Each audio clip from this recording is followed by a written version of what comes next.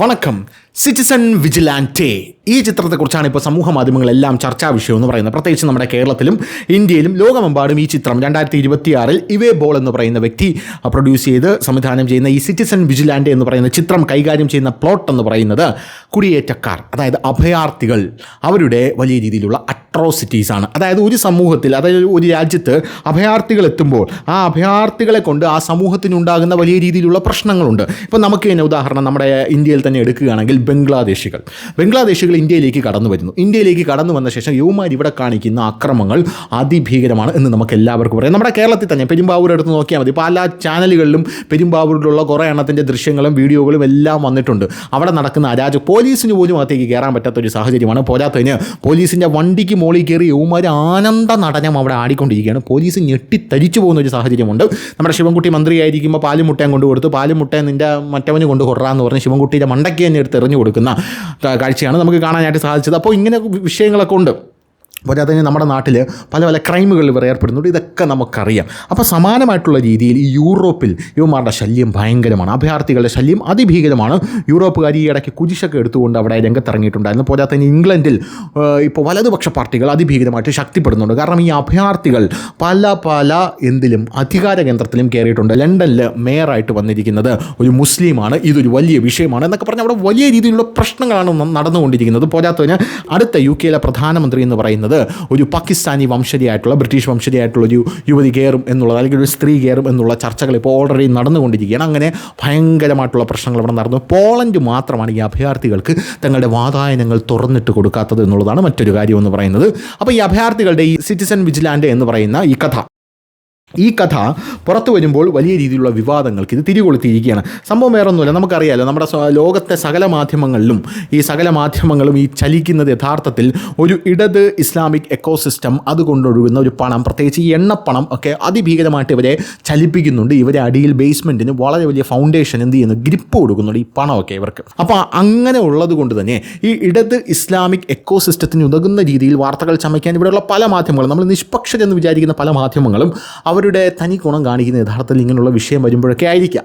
അപ്പോൾ അങ്ങനത്തെ രീതിയിൽ ഈ സിറ്റിസൺ വിജിലാൻറ്റേ എന്ന് പറയുന്ന ചിത്രം പുറത്തിറങ്ങുന്നു. യൂറോപ്പിലുടനീളം ഇത് ബാൻ ചെയ്യണമെന്ന് പറയുന്ന മുറവിളികൾ ഉയരുന്നു. അതേസമയം അമേരിക്ക ഈ സിനിമയ്ക്ക് വലിയ സ്വീകാര്യത കൊടുക്കുന്നു. ഈ ചിത്രം ബാൻ ചെയ്യുന്നു എന്ന് കണ്ടുകൊണ്ട് നമ്മുടെ എലോൺ മസ്കിൻ്റെ X എന്ന് പറയുന്ന പ്ലാറ്റ്ഫോം വഴി ഇത് പുറത്തുവിടുന്നു. എലോൺ മസ്ക് Xൽ വഴി ഇത് പുറത്തുവിടുക മാത്രമല്ല ചെയ്യുന്നത്, ഇത് യൂട്യൂബിൽ ഇപ്പോൾ അപ്ലോഡ് ചെയ്തിരിക്കുന്നു എന്നുള്ളതാണ് പ്രധാനപ്പെട്ട കാര്യം. ഇതിനോടകം തന്നെ കോടിക്കണക്കിന് ആൾക്കാർ ഈ സിനിമ കണ്ടു കഴിഞ്ഞു എന്നുള്ളതും മറ്റൊരു പ്രധാനപ്പെട്ട കാര്യമാണ്. ഇനി 2026 ഇറങ്ങിയ ഒരു വിജിലൻ്റ് ചൂഷണ ചിത്രമാണ് സിറ്റിസൺ വിജിലാൻറ്റേ എന്ന് പറയുന്ന ഇവേ ബോൾ നിർമ്മിച്ച ഈ ചിത്രം എന്ന് പറയുന്നത്. പോരാത്തതിന് ഇതിൽ ആക്ട് ചെയ്തിരിക്കുന്നത് ആർമി ഹാംസ് എന്ന് പറയുന്ന ഒരു വ്യക്തിയാണ്. ആർമി ഹാംസ് ഇപ്പോൾ നമ്മുടെ ഗാർഡിയൻ്റെ ഒരു വാർത്ത ഞാനിപ്പോൾ എടുത്ത് കണ്ടതേ ഉള്ളൂ. ആ ഗാർഡിയൻ്റെ വാർത്തയിൽ പറയുന്നത്, ഇതുപോലൊരു കൂതറപ്പടം, അതും ആർമി ഹാമേഴ്സാണ് ഇതിൽ അഭിനയിച്ചിരിക്കുന്നത്. എങ്ങനെ മനസ്സ് നടന്ന് എനിക്ക് ഇതുപോലുള്ള പടത്തിലൊക്കെ അഭിനയിക്കാൻ? പച്ച മനുഷ്യരെ പച്ചയ്ക്ക് വെടിവെച്ച് കൊല്ലുന്ന ചിത്രത്തിലൊക്കെയാണോ നീ അഭിനയിക്കുന്നത് എന്ന് പറഞ്ഞ് ഗാർഡിയനൊക്കെ ഇങ്ങനെ വാർത്ത അടിച്ചിട്ടിരിക്കുന്ന ഒരു കാഴ്ച നമുക്ക് കാണാനായിട്ട് സാധിക്കും. എന്തായാലും ക്രമസമാധാന പരിപാലനത്തിൻ്റെ തകർച്ചയിൽ കുപിതനായിട്ടുള്ള ഒരു യുവാവ്, ആ യുവാവ് ഈ ക്രമസമാധാനം തകർത്ത ആൾക്കാരെ കൊന്നുതള്ളാനായിട്ട് ഇറങ്ങുന്നതാണ് ഈ ചിത്രത്തിൻ്റെ ടോട്ടലിയുള്ള ഇതിവൃത്തം എന്ന് പറയുന്നത്. ഇത് അഭയാർത്ഥികൾക്കെതിരെ അങ്ങേയറ്റം പറയുന്നൊരു ചിത്രമാണ്. എന്നുള്ളത് മാത്രമല്ല, അഭയാർത്ഥികളുടെ പല ഞെട്ടിക്കുന്ന ചെയ്തികളും ഈ ചിത്രത്തിലൂടെ പുറത്തു കൊണ്ടുവരുന്നുണ്ട് എന്നുള്ളത് മറ്റൊരു പ്രധാനപ്പെട്ട കാര്യമാണ്. കുറ്റവാളികളെയും ബലാത്സംഗികളെയും, പ്രധാനമായിട്ടും ഒരു മുസ്ലിം കുടിയേറ്റക്കാരാണ്, അവരെ സംരക്ഷിക്കുന്ന അഴിമതിക്കാരായ ഉദ്യോഗസ്ഥനെയും ഇയാൾ തീർക്കാനായിട്ട് ഇറങ്ങുന്നു എന്നുള്ളതാണ് ഈ സിനിമയുടെ ഇതിവൃത്തം എന്ന് പറയുന്നത്. എന്തായാലും വടക്കൻ അമേരിക്കയിലെ തിരഞ്ഞെടുത്ത തിയേറ്ററുകളിലും ഡിജിറ്റലായി 2026 ജൂൺ 19 ചിത്രം റിലീസ് ചെയ്തു. നിരൂപകരിൽ നിന്ന് സ്വാഭാവികമായിട്ടും ഭയങ്കരമായിട്ടുള്ള നെഗറ്റീവ് കമൻറ്റുകളാണ് ഈ ചിത്രത്തിന് വന്നുകൊണ്ടിരിക്കുന്നത്. ഈ ചിത്രം പലർത്തും ബാൻ ചെയ്യണമെന്നുള്ള മുറവിളികളും ഉയർന്നുകൊണ്ടിരിക്കുകയാണ്. എന്തായാലും പേര് വെളിപ്പെടുത്താത്ത ഒരു യൂറോപ്യൻ നഗരമാണ് ഈ കഥയുടെ ഇതിവൃത്തം എന്ന് പറയുന്നത്. പേര് വെളിപ്പെടുത്താത്ത ഒരു യൂറോപ്യൻ നഗരം. ആ യൂറോപ്യൻ നഗരത്തിലേക്ക് ഒരു ആൾ കടന്നു വരികയാണ്. ഒരു യുവതിയായിട്ടുള്ളൊരു സ്ത്രീയെ ഒരു കുടിയേറ്റക്കാരനായിട്ടുള്ളൊരു മുസ്ലിം കുത്തിക്കൊല്ലുന്നു. ഇതാണ് ആ സിനിമ തുടങ്ങുന്നതെന്ന് പറയുന്നത്. അങ്ങനെ കുത്തിക്കൊല്ലുന്ന ആ മാതാപിതാക്കൾ കുട്ടികളെ അങ്ങനെ കുത്തിക്കൊല്ലുന്നു. പിന്നീട് ആ മാതാപിതാക്കൾ കുട്ടികളെ പുറത്ത് വിടാനായിട്ട് ഭയക്കുന്നു. ഇരുട്ടാവുമ്പോൾ കുട്ടികളെ വീട്ടിലേക്ക് അകത്തേക്ക് കൊണ്ടുവരുന്ന ഒരു സ്വാതന്ത്ര്യം നഷ്ടപ്പെടുന്നു. അങ്ങനെയൊക്കെയാണ് സിനിമ തുടങ്ങുന്നതെന്ന് പറയുന്നത്. മൈക്കിൾ സാൻഡേഴ്സ് ഒരു മുൻ US ആർമി ഓഫീസറാണ്. ഈ മുൻ US ആർമി ഓഫീസറായിട്ടുള്ള ഈ മൈക്കിൾ സാൻഡേഴ്സ്, അയാൾ തൻ്റെ വേർപിരിഞ്ഞ പിതാവിൻ്റെ, അതായത് തൻ്റെ മരിച്ചുപോയ പിതാവിൻ്റെ റിയൽ എസ്റ്റേറ്റ്, ആ ബിസിനസ് പാരമ്പര്യം പേറി അദ്ദേഹം അതൊക്കെ നോക്കി നടത്താനായിട്ട് എത്തുകയാണ്, യൂറോപ്പിലേക്ക് താമസം മാറുകയാണ്. നീതിയിൽ നിന്ന് അകന്നവരെ, നീതി ലഭിക്കാത്ത ആൾക്കാരെ പിന്നെ ഇയാൾ ഫോക്കസ് ചെയ്യുന്നു എന്നുള്ളതാണ്. അങ്ങനെ ഇയാൾ പല പല ആൾക്കാരുമായിട്ട് സംസാരിക്കുന്നു, പല പല ആൾക്കാർക്കുണ്ടായ ദുരനുഭവങ്ങൾ അറിയുന്നു. ആ ദുരനുഭവങ്ങൾ ഉണ്ടായ ആൾക്കാരുടെ പ്രതികൾ, അതായത് രക്ഷപ്പെട്ടു പോകാവുന്ന ആ പ്രതികളുടെ വീട്ടിലേക്ക് ചെല്ലുന്നു. ആ പ്രതികളുടെ വീട്ടിലേക്ക് ചെന്ന് ഈ പ്രത്യേകിച്ച് ഈ യുവതികളെയൊക്കെ ബലാത്സംഗം ചെയ്യുന്ന ആൾക്കാരുണ്ടല്ലോ, ഈ യുവതികളെയൊക്കെ ബലാത്സംഗം ചെയ്യുന്ന ഈ പാകിസ്ഥാനി വംശജരായിട്ടുള്ള ആൾക്കാർ, അവരെയൊക്കെ വിളിച്ചു വരുത്തിയിട്ട് അവരെയൊക്കെ പച്ചയ്ക്ക് വെടിവെച്ച് കൊല്ലുന്നു. ഇതൊക്കെയാണ് ചിത്രത്തിൽ പ്രധാനമായിട്ടും പറയുന്നത്. പല ആൾക്കാരും പറയുന്നത് ഈ ചിത്രത്തിലുള്ള സംഭവങ്ങളെല്ലാം പച്ചക്കള്ളമാണ്. യൂറോപ്പിലൊന്നും അങ്ങനെ ഒരു ബലാത്സംഗം ഒരു സ്ഥലത്തും നടന്നിട്ടേ ഇല്ല എന്നാണ് പല ആൾക്കാരും പറയുന്നത്. പ്രത്യേകിച്ച് ഇസ്ലാം കുടിയേറ്റക്കാർ, മുസ്ലിം കുടിയേറ്റക്കാരിൽ നിന്നും അങ്ങനെ ഒരു അനുഭവം ആർക്കും ഉണ്ടായിട്ടില്ല എന്നുള്ളതാണ് പല ആൾക്കാരും പറയുന്നത്. ഇത് ഇംഗ്ലണ്ടിൻ്റെ ഭരണകൂടത്തെ തന്നെ പിടിച്ചു കുലുക്കിയ ഒരു സംഭവമാണ്. ഇതെന്താണ് എന്ന് ഞാൻ കൃത്യമായിട്ട് നിങ്ങൾക്ക് പറഞ്ഞുതരാം. റോത്തർഹാം ചൈൽഡ് അബ്യൂസ് അല്ലെങ്കിൽ റോത്തർഹാം ലൈംഗിക ചൂഷണ വിവാദം. എന്താണ് ഈ റോത്തർഹാം ലൈംഗിക ചൂഷണ വിവാദം എന്ന് പറയുന്നത്? നിങ്ങൾ മനസ്സിലാക്കണം. നിങ്ങൾ നെറ്റിലൊക്കെ സെർച്ച് ചെയ്താൽ കിട്ടും എന്താണ് ഈ റോത്തർഹാം ലൈംഗിക ചൂഷണ വിവാദം. അതൊക്കെയാണ് ഈ സിനിമയുടെ ഇതിവൃത്തം എന്ന് പറയുന്നത്. അതായത് 1980കളുടെ അവസാനം മുതൽ 2013 വരെ ഇംഗ്ലണ്ടിലെ സൗത്ത് യോർക്ക്ഷയറിലെ റോത്തർഹാം പട്ടണത്തിലാണ് ഈ സംഭവം നടക്കുന്നത്. ഗ്രൂപ്പ് അടിസ്ഥാനമാക്കിയുള്ള ബാലലൈംഗിക ചൂഷണം ഏകദേശം 1400 പെൺകുട്ടികളെ ബാധിച്ചു. ഇത് പൊതുവെ കെയർ ഹോം പശ്ചാത്തലത്തിൽ നിന്നുള്ളവരാണ് ഇവരെന്ന് പറയുന്നത്. 1997 2013 ഇടയിൽ 1400 പെൺകുട്ടികളെയാണ് അവിടെ ചൂഷണം ചെയ്തിരിക്കുന്നത് ലൈംഗികമായി. പ്രധാനമായും പാകിസ്ഥാൻ പാരമ്പര്യമുള്ള പുരുഷന്മാരടങ്ങുന്ന ഗ്രൂമിംഗ് സംഘങ്ങളാണ് ഈ പെൺകുട്ടികളെ പീഡിപ്പിച്ചിരിക്കുന്നത് എന്നുള്ളതാണ്. ഇത് കോളിളക്കം സൃഷ്ടിച്ച, ഇപ്പോഴും കെയർ സ്റ്റാർമറിൻ്റെ കസേരയെ ഇളക്കി മറിച്ച ഒരു വിഷയമാണ് ഈ റോത്തർഹാം ലൈംഗിക ചൂഷണം അഥവാ സെക്സ് സ്കാൻഡൽ എന്ന് പറയുന്നത്. 2002 2007 ഇടയിൽ നടക്കുന്ന ബാലചൂഷണത്തെക്കുറിച്ച് പ്രാദേശിക ഉദ്യോഗസ്ഥർ അവർക്ക് മുന്നറിയിപ്പ് നൽകുകയും ഗവേഷകനായ ആംഗി ഹിൽ ഇതിനെ UK ചരിത്രത്തിലെ ഏറ്റവും വലിയ ശിശു സംരക്ഷണ അഴിമതി എന്ന് പറയുകയും ചെയ്തു, അല്ലെങ്കിൽ പീഡനമെന്ന് പറയുകയും ചെയ്തു. 2025 ജൂലൈയിൽ പോലീസ് ഉദ്യോഗസ്ഥർ കുട്ടികളുടെ ഇരകളെ ബലാത്സംഗം ചെയ്തിട്ടുണ്ടെന്ന ആരോപണങ്ങളിൽ അന്വേഷണം നടത്തുന്നു. 1990 ഇവിടെയാണ് കഥ തുടങ്ങുന്നത്. ഈ 1990കളിൽ ഈ കെയർ ഹോം ഉണ്ടല്ലോ, അവിടെയുള്ള കെയർ ഹോമിലെ മാനേജർമാരുണ്ട്. ഈ മാനേജർമാർ ഈ കെയർ ഹോമിലെ കുട്ടികളെ അന്ന് ടാക്സി ഡ്രൈവർമാർ ടാക്സിയിൽ വന്ന് കൊണ്ടുപോകുമായിരുന്നു. അപ്പോൾ ഇവർ അന്വേഷിച്ചു എന്തിനാണ് ഈ ടാക്സി ഡ്രൈവർമാർ ഇവരെ ടാക്സിയിൽ കൊണ്ടുപോകുന്നത്. ഈ ടാക്സി ഓടിക്കുന്നവന്മാരെല്ലാം പ്രധാനമായി ഈ ബ്രിട്ടീഷുകാരായിരുന്നു, പാകിസ്ഥാനിൽ നിന്ന് കുടിയേറിയവന്മാരായിരുന്നു. അങ്ങനെയുള്ള ആ റിപ്പോർട്ട്, അതായത് ഈ ടാക്സി ഡ്രൈവർമാർ എന്തിനാണ് കൊണ്ടുപോകുന്നത് എന്ന് അന്വേഷിച്ചപ്പോഴാണ് തെളിവുകൾ അതായത് ഈ കുട്ടികളുടെ ദുരുപയോഗം ചെയ്യുന്നതിൻ്റെ തെളിവുകൾ ആദ്യമായി ഇവരുടെ ശ്രദ്ധയിൽപ്പെടുന്നത്. കുറഞ്ഞത് 2001 മുതൽ ഒന്നിലധികം റിപ്പോർട്ടുകൾ കുറ്റക്കാരാണെന്ന് ആരോപിക്കുന്നവരുടെ പേരുകൾ പോലീസിനും റോത്തർഹാം കൗൺസിലിനും കൈമാറിയിട്ടുണ്ട്. 12 മുതൽ 16 വയസ്സ് പ്രായമുള്ള പെൺകുട്ടികൾക്കെതിരായ ലൈംഗിക കുറ്റകൃത്യങ്ങൾക്ക് 5 ബ്രിട്ടീഷ് പാകിസ്ഥാൻ പുരുഷന്മാർ ശിക്ഷിക്കപ്പെട്ട 2010 ആദ്യത്തെ ഗ്രൂപ്പ് ശിക്ഷ നടപ്പാക്കി. 2011 ജനുവരി മുതൽ ദി ടൈംസ് ഈ വിഷയം റിപ്പോർട്ട് ചെയ്തു. ദുരുപയോഗം 10 വർഷത്തിലേറെയായി പ്രാദേശിക അധികാരികൾക്ക് അറിയാം എന്നുള്ള കണ്ടെത്തലും അവരവിടെ നടത്തി. ഈ റിപ്പോർട്ടുകളെ തുടർന്ന് 2012 റോച്ച്ഡെയിൽ ബാലലൈംഗിക പീഡന സംഘത്തിൻ്റെ വിചാരണയ്ക്കൊപ്പം House of Commons Home Affairs Committee ഹിയറിംഗുകൾ നടത്തുകയും 6 റിപ്പോർട്ടുകളിൽ അതിൻ്റെ ശുപാർശകൾ പ്രസിദ്ധീകരിക്കുകയും ചെയ്തു. അലക്സ് ജെയിൻ നേതൃത്വം നൽകിയത് ജെയ് റിപ്പോർട്ട് എന്നറിയപ്പെടുന്ന ഒരു സ്വതന്ത്ര അന്വേഷണമാണ്. പോലീസിൻ്റെയും തദ്ദേശ അധികാരികളുടെയും ഒന്നിലധികം പരാജയങ്ങൾ അവർ കണ്ടെത്തി. പോരാത്തതിന് പെൺകുട്ടികളെ പതിവായ ടാക്സികളിൽ ദുരുപയോഗം ചെയ്യുന്നതിനായി കൊണ്ടുപോവുകയും കൂട്ടബലാത്സംഗം ചെയ്യുകയും ബലാത്സംഗം കാണാൻ അവരെ നിർബന്ധിക്കുകയും അവരെ ഭീഷണിപ്പെടുത്തുകയും മറ്റ് പട്ടണങ്ങളിലേക്ക് കടത്തുകയും ചെയ്തു. തൽഫലമായുണ്ടായ ഗർഭധാരണങ്ങൾ അലസിപ്പിച്ചു. ഇരകൾക്കത് കൂടുതൽ ആഘാതമുണ്ടാക്കി. ഇരകളിൽ ഭൂരിഭാഗവും വെളുത്ത വംശീയ ബ്രിട്ടീഷ് പെൺകുട്ടികളായിരുന്നു. എന്നാൽ ബ്രിട്ടീഷ് ഏഷ്യൻ പെൺകുട്ടികളെയും ലക്ഷ്യം വെച്ചു. ബ്രിട്ടീഷ് ഏഷ്യൻ പെൺകുട്ടികൾ തങ്ങളുടെ അനുഭവങ്ങൾ റിപ്പോർട്ട് ചെയ്താൽ സാമൂഹിക ഒറ്റപ്പെടലും അപമാനവും അവർക്ക് ഉണ്ടാകും എന്ന് പറഞ്ഞുകൊണ്ട് അവരിൽ പല ആൾക്കാരും അന്നത് റിപ്പോർട്ട് ചെയ്തില്ല എന്നുള്ളതാണ്. ദുരുപയോഗം പരിഹരിക്കുന്നതിൽ പരാജയപ്പെടുന്നത് കുറ്റവാളികളുടെ വംശീയത കാരണം വംശീയ ആരോപണങ്ങളെക്കുറിച്ചുള്ള ഭയം പോലുള്ള ഘടകവുമായി ബന്ധപ്പെട്ടിരിക്കുന്നു എന്നാണ് പറയുന്നത്. പ്രധാനമായും തൊഴിലാളി വർഗ ഇരകളോടുള്ള ലൈംഗികവും വർഗപരവുമായിട്ടുള്ള മനോഭാവങ്ങൾ, കുട്ടികളെ കേന്ദ്രീകരിച്ചുള്ള ശ്രദ്ധയുടെ അഭാവം, പട്ടണത്തിൻ്റെ പ്രശസ്തി സംരക്ഷിക്കാനുള്ള ആഗ്രഹം, പരിശീലനത്തിൻ്റെ വിഭവങ്ങളുടെ അഭാവം എന്നുള്ളതാണ് പറയുന്നത്. ഇതാണ് റോത്തർഹാം ബാല ലൈംഗിക ചൂഷണ വിവാദം. ഇതൊന്നല്ല. ഇനി അടുത്തത് അതാണ് റോച്ച്ഡെയിൽ ബാല ലൈംഗിക പീഡന സംഘം. ഇത് അടുത്ത വലിയ സംഭവമാണ്. ഇത് അടുത്ത യൂറോപ്പിൽ നടക്കുന്ന വലിയ പീഡനമാണ്, അഭയാർത്ഥി പീഡനമാണ്. പ്രത്യേകിച്ച് ഈ പാകിസ്ഥാനി ബ്രിട്ടീഷ്, അതായത് പാകിസ്ഥാനിൽ നിന്ന് ബ്രിട്ടനിലേക്ക് കുടിയേറി പാർത്ത് അവിടെ പൗരത്വം എടുത്തിട്ട് ഈ പാകിസ്ഥാനി പൗരന്മാർ അവിടെയുള്ള പെൺകുട്ടികളെ പീഡിപ്പിക്കുന്നു. ഈ സംഭവം ഇംഗ്ലണ്ടിലെ ഗ്രേറ്റർ മാഞ്ചസ്റ്ററിലെ റോച്ച്ഡെയിലിൽ പ്രായപൂർത്തിയാകാത്ത കൗമാരക്കാരായ പെൺകുട്ടികളെ ലക്ഷ്യമിട്ടാണ് റോച്ച്ഡെയിൽ ബാലലൈംഗിക പീഡന സംഘം പ്രവർത്തിച്ചത്. 2012 മെയ് മാസത്തിൽ ലൈംഗിക കടത്ത്, ബലാത്സംഗം, ലൈംഗികതയ്ക്കായി പെൺകുട്ടികളെ കടത്തൽ, ഒരു കുട്ടിയുമായി ലൈംഗിക പ്രവർത്തനത്തിൽ ഏർപ്പെടാനുള്ള ഗൂഢാലോചന എന്നിവയുൾപ്പെടെയുള്ള മറ്റു കുറ്റകൃത്യങ്ങളിൽ 9 പുരുഷന്മാരാണ് ശിക്ഷിക്കപ്പെട്ടിരിക്കുന്നത്. ഇതിൻ്റെ ഫലമായി ഗ്രേറ്റർ മാഞ്ചസ്റ്റർ പോലീസ് കൂടുതൽ ദുരുപയോഗ ആരോപണങ്ങൾ അന്വേഷിക്കാൻ ഓപ്പറേഷൻ ഡബിൾസും മറ്റ് പ്രവർത്തനങ്ങളും ആരംഭിച്ചു. പ്രാഥമിക പോലീസ് അന്വേഷണത്തിൽ 47 പെൺകുട്ടികളെ ബാലലൈംഗിക ചൂഷണത്തിന് ഇരയാക്കിയതായി തിരിച്ചറിഞ്ഞു.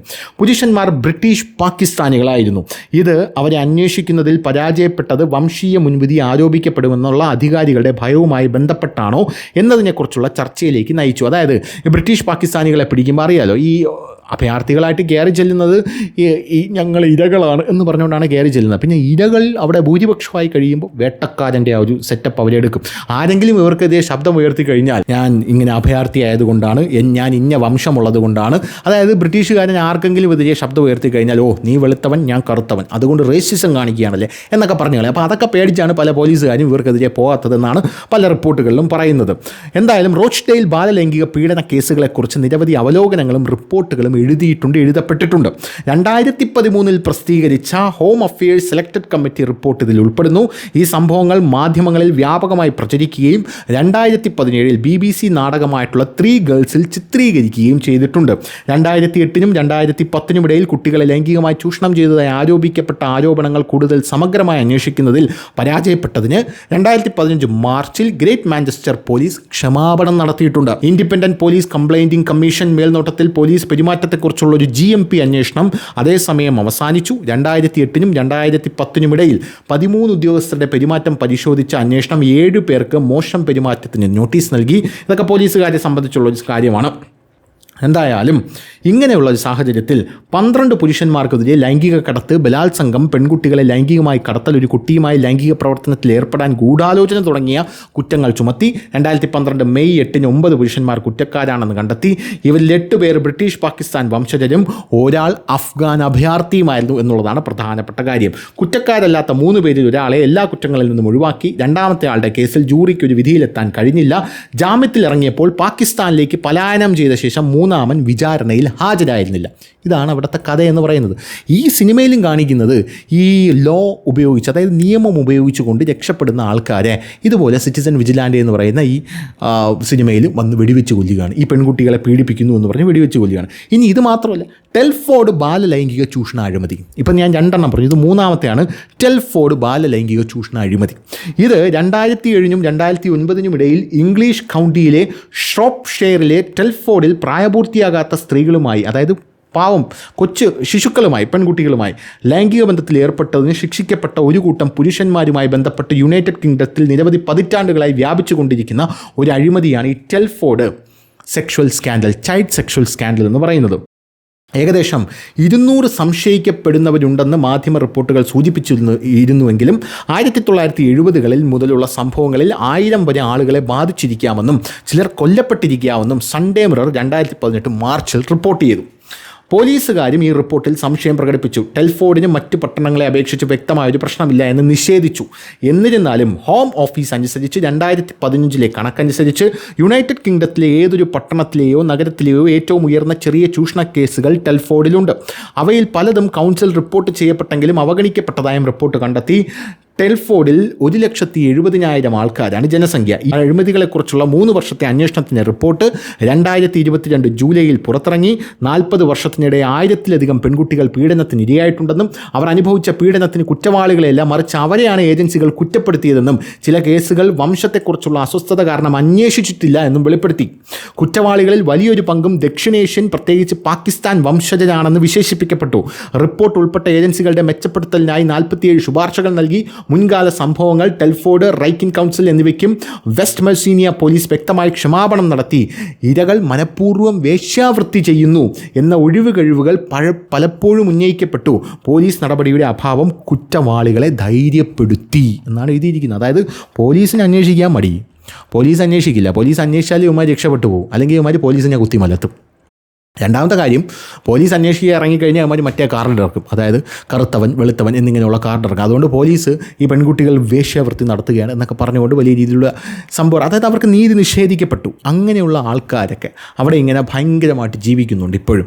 ഈ അഭയാർത്ഥികളായിട്ട് കൂടി ഈ ലിബിയ വഴിയാണ് പ്രധാനമായിട്ടും അഭയാർത്ഥികളായിട്ട് കുടിയേറാനായിട്ട് പോകുന്നത്. ലിബിയയിൽ നിന്ന് യൂറോപ്പിലേക്ക് കടക്കാൻ ഭയങ്കര എളുപ്പമാണ്. ഇടയ്ക്കിടയ്ക്ക് നമ്മൾ ഈ വാർത്തകൾ, ഇൻ്റർനാഷണൽ വാർത്തകളൊക്കെ ശ്രദ്ധിക്കുകയാണെങ്കിൽ നമുക്ക് മനസ്സിലാവും, ലിബിയയിൽ ബോട്ട് മുങ്ങി 100 പേരെ കാണാനില്ല, 200 പേരെ കാണാനില്ല എന്നൊക്കെ നമ്മൾ വാർത്തകൾ കേൾക്കാം. പിന്നെ അവസാനം ഒരു 3-4 ദിവസം കഴിയുമ്പോൾ ഈ അഭയാർത്ഥികളുടെ ഈ മൃതദേഹം ഇങ്ങനെ വന്ന് ഈ ലിബിയയുടെ തീരങ്ങളിൽ ഇങ്ങനെ അടിഞ്ഞുകൊണ്ടേയിരിക്കും.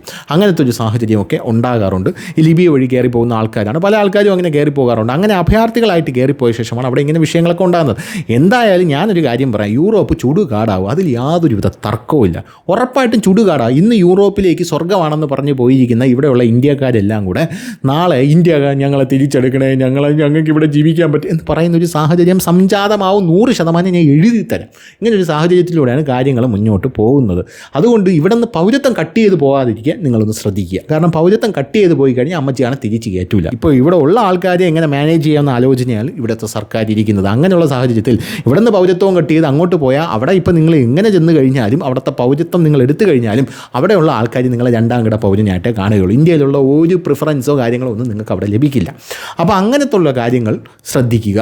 അപ്പോൾ ഈ സിറ്റിസൺ വിജിലാൻറ്റി എന്ന് പറയുന്ന ഇത്തരത്തിലുള്ള, അതായത് ഇങ്ങനെയുള്ള കാര്യങ്ങളൊക്കെ ഉണ്ടല്ലോ, അതായത് ഇതൊന്നും ചർച്ച ചെയ്യപ്പെടാൻ പാടില്ല. കാരണം ഇതൊക്കെ എന്തിനാണ് ഈ മുറിവിൽ കുത്തി നോവിക്കുന്നത്? ഇതൊക്കെ മനുഷ്യൻ മറക്കാൻ ആഗ്രഹിക്കുന്ന കാര്യമല്ല. വെറുപ്പ് പടർത്തുന്നത് എന്തിനാണ് എന്ന് ചോദിക്കുന്ന നമ്മുടെ മാധ്യമ പ്രവർത്തകർ ചർച്ച ചെയ്യുന്ന വിഷയങ്ങൾ എന്തൊക്കെയാണ്? ഗുജറാത്ത് കലാപം, എമ്പുരാൻ, അതായത് ഒരു മുസ്ലിമിനെ ഒരു ഹിന്ദു വന്ന് വെട്ടി നുറുക്കി കൊന്നു, ഇതൊക്കെയാണ് ചർച്ച ചെയ്യുന്നത്. ആ വെറുപ്പ് പടർത്തുന്നതിൽ ഒരു പ്രശ്നവുമില്ല. അതേസമയം നടന്ന കാര്യങ്ങളൊക്കെ ഇങ്ങനെ ചർച്ച ചെയ്യുമ്പോൾ വെറുപ്പ് പടർത്താതിരിക്കൂ, മുറിവിനെ കുത്തി വീണ്ടും വ്രണമാക്കാതിരിക്കൂ എന്നൊക്കെയാണ് അവർ പറഞ്ഞുകൊണ്ടിരിക്കുന്നത്. എന്തായാലും ഇത് എന്നോട് പറയേണ്ട, ഇവിടെയുള്ള ആരോടും പറയേണ്ട. യൂറോപ്പിലാണ് ഇതൊക്കെ നടക്കുന്നത്. യൂറോപ്പിൽ അവന്മാരിപ്പോൾ എല്ലാത്തിനെയും അടിച്ച് ചുരുട്ടുമെന്ന് പറഞ്ഞുകൊണ്ട് വലതുപക്ഷ പാർട്ടികൾ ജർമ്മനിയിലായിരുന്നാലും ഇംഗ്ലണ്ടിലായിരുന്നാലും അവിടെ ശക്തിപ്പെട്ട് വരുന്ന കാഴ്ചയാണ് നമുക്ക് കാണാനായിട്ട് സാധിക്കുന്നത്. എന്തായിരുന്നാലും വരുന്ന മുറയ്ക്ക് യൂറോപ്പ് കത്തി അമരും എന്നുള്ള കാര്യത്തിൽ തർക്കമൊന്നുമില്ല. അപ്പോൾ ശരി.